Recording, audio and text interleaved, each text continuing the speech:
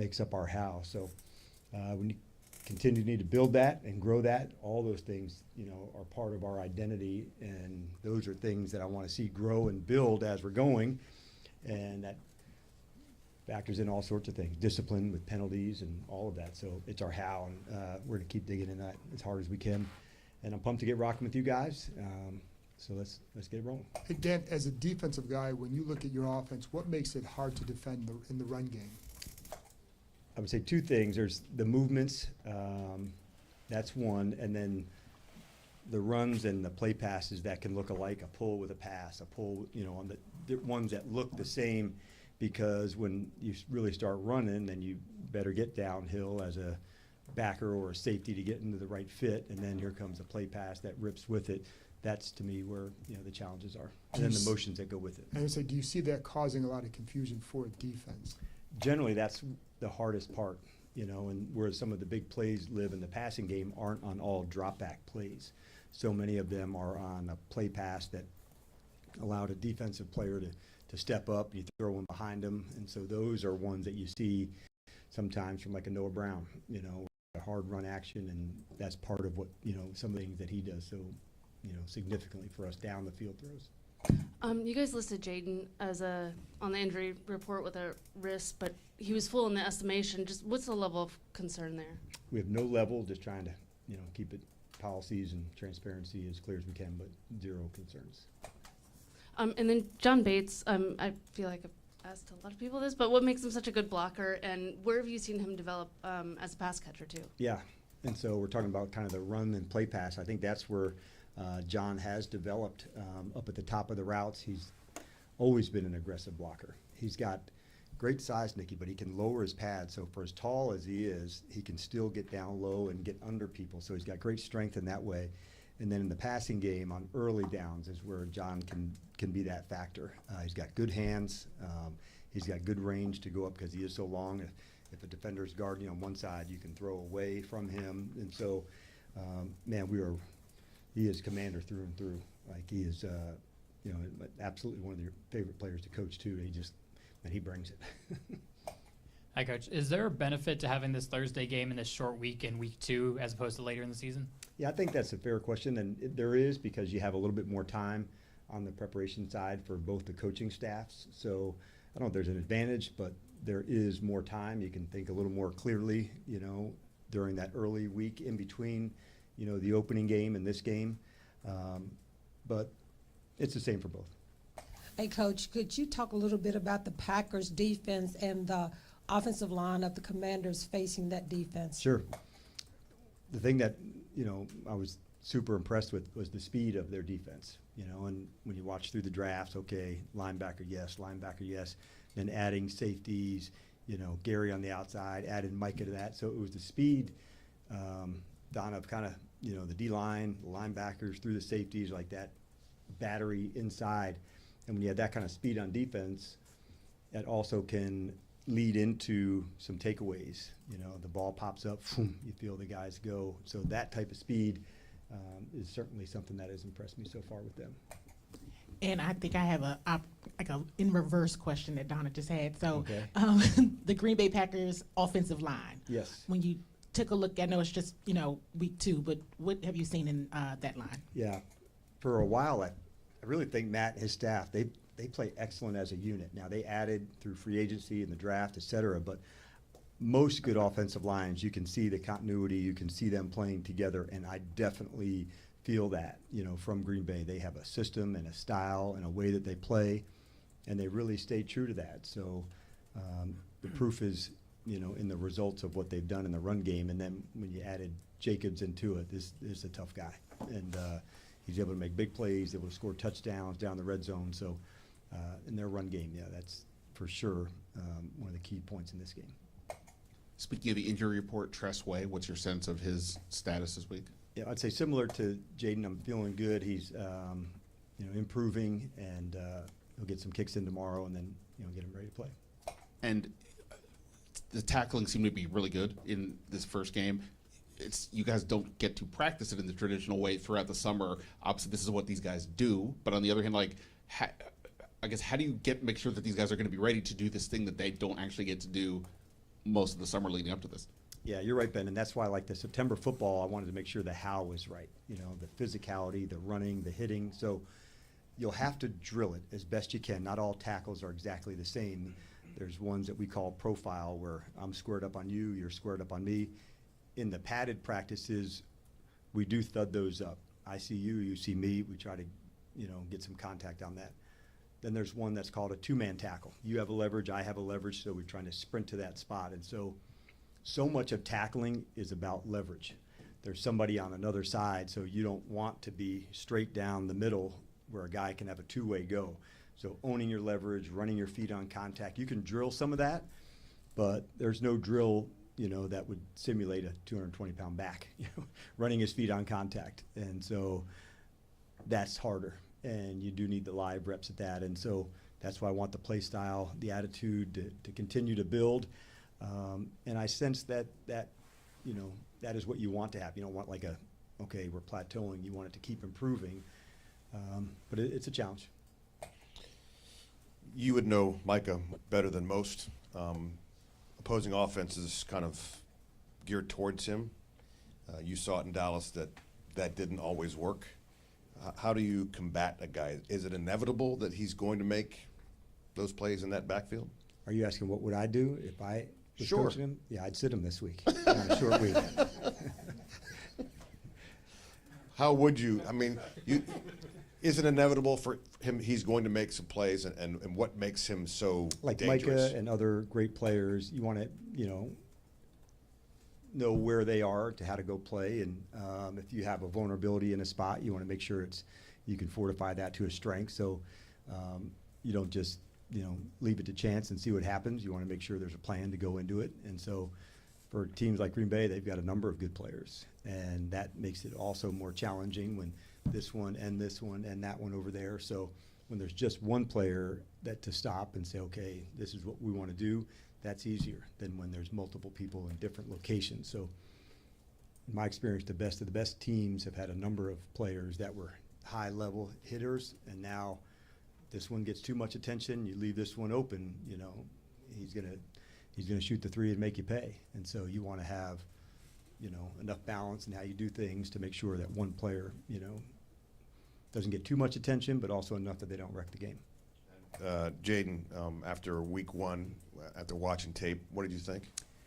I thought overall offensively, there were some plays, man, like just close, Chick. And those are the ones that you don't get second chances in our game, but it shows that we need the timing, we need the execution, and that kind of speaks to September football a little bit. I want to make sure the how is right, and I loved his aggressiveness, you know, that the ops were there. We didn't hit them all. You know, we missed one to Terry, missed one to Debo, but I also know that it's all of us doing it, you know. So one thing I've learned through him, this is as competitive a dude as you can get. And so a miss here or a miss there, that generally doesn't stay a miss here or a miss there.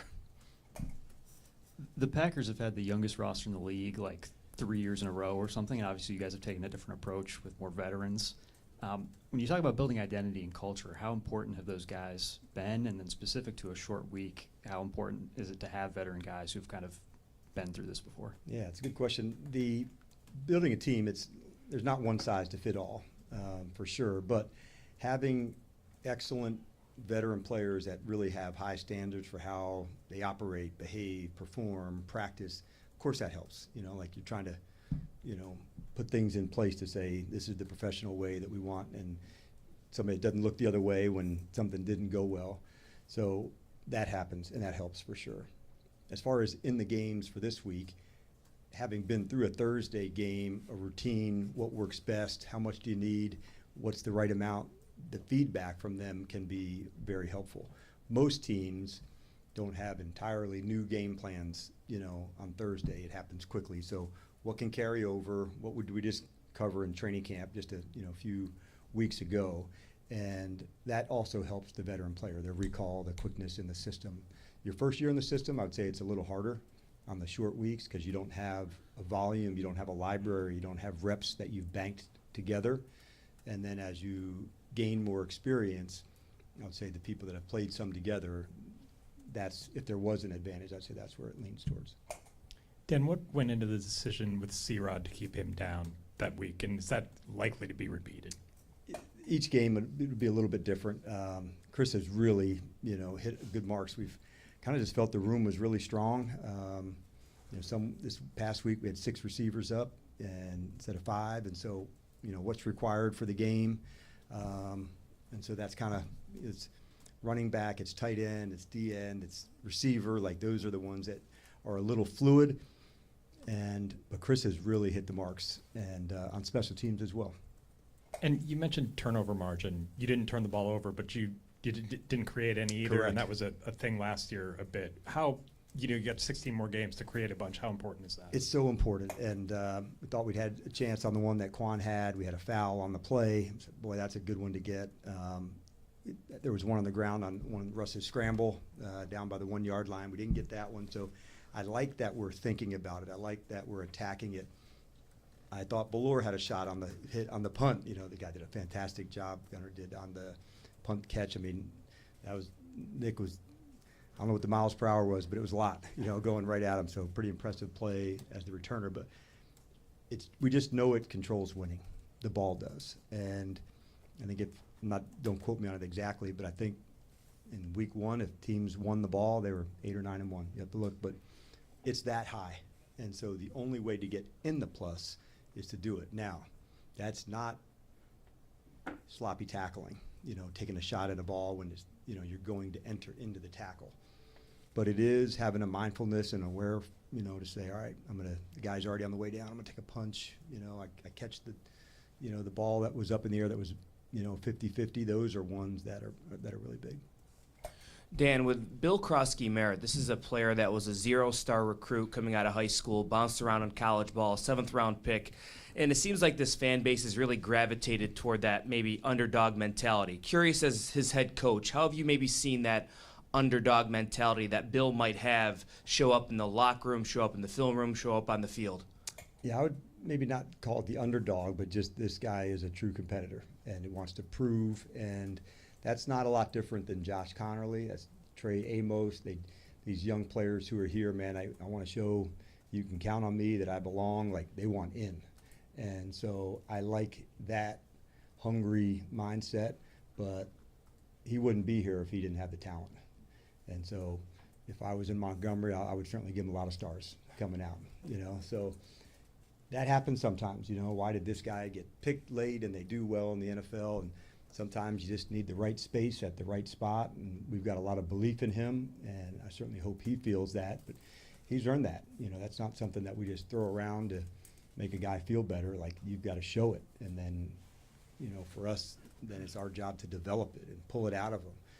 But this is a guy that's hungry and wants to show he can keep developing and keep improving, and I would expect he's going to be hitting his stride, weeks from now, with more development, more time, more looks, like that experience counts. And having guys like Austin and J-Mac and Chris right side by side with him, that's a big deal. If you could have seen Andrew Wiley communicating with Josh Connerly after every series, man, you'd think that's as good as a teammate as you can get. He wasn't in the game, but going through the looks, going through the plays, and so the locker room has been created by men like that really, stand for one another and know if a guy like Bill puts out, like, they're going to back him. And if they don't, they would get on him. And fortunately for Bill, he's one that's hungry and wants to get it right. You have healthy Marshawn Lattimore now. Curious what you've seen from that first game against the Giants versus last year, what you saw with Marshawn. Any differences in with his play? Just the health, man. He threw a absolute hell of a training camp. And communication, the technique, the skill work, he just hit all the markers that you hope a player is going to hit, along the way to get himself ready. So I thought going in, the plan was right, he was right, and I'm excited about where he can take it. Coach, short week facing a tough opponent on the road. How does facing all of those challenges this early in the season, how does that help prepare this team for the ultimate journey? I think we were talking earlier that, it is having it early, that's okay, Going on the road like most games, you got to deal with the crowd. That's something that, we work on here a lot. But we got a lot left in the tank. Had a tough division game, just like they did. and they got to deal with us too. So it's a tough matchup, both sides. Exactly the type of environment that you want to play. Like Matt and their guys, staff, like well coached team, talented guys. So it's the exact type of matchup that you really want to be in. And so we're really pumped to get rolling with them too. Hey, good afternoon, Coach. Good afternoon. You talked about contingency plans in the past when you're going up against any opponent, really, and your strength on one side of the ball is matching their strength on the opposite side of the ball. Do you plan in kind of a benchmark or a waypoint maybe to say maybe their strength is overpowering ours, so let's shift gears, or do you just kind of, is it more of an art? You do have to, in game, things could change how the game unfolds. One team's ahead, so where does that lie into? How does that factor? Very rarely does it just play out all the way like you think it's going to. I think early on in my coaching career, because you go through the game plan, this is what they do, analytics said they do this on third down, then, okay, they didn't do that.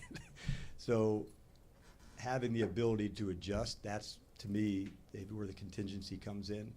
You wanted to go this way, they're trying to take away that player, they're trying to overload to a side, they're trying to attack something. It's okay, now you have to shift. So there's some counter punching that goes on in the game, and you don't wait for halftime. You hear about the adjustments, but man, you better start countering well before that, or you could be looking at a deficit, that's hard to overcome. So you want to dig in, be ready, not chase ghosts.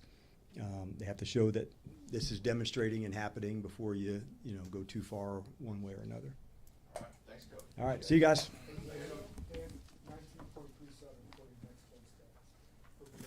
Ooh, that's pretty good. Yeah, good job holding on the ball.